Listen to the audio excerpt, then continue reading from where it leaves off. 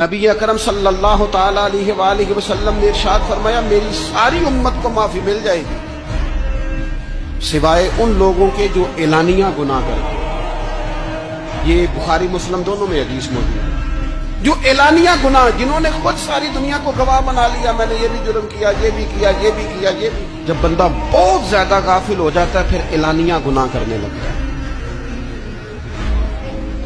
ایک گناہ پھر اس کا اظہار گناہ۔ ایک بندہ، حدیث پاک میں آتا ہے، ایک بندہ رات کو کوئی غلطی کرتا ہے، اللہ تعالیٰ اس پہ پردہ ڈال دیتا ہے، لیکن وہ سویرے خود لوگوں کو بتاتا پھرتا ہے میں نے یہ کیا، میں نے یہ کیا۔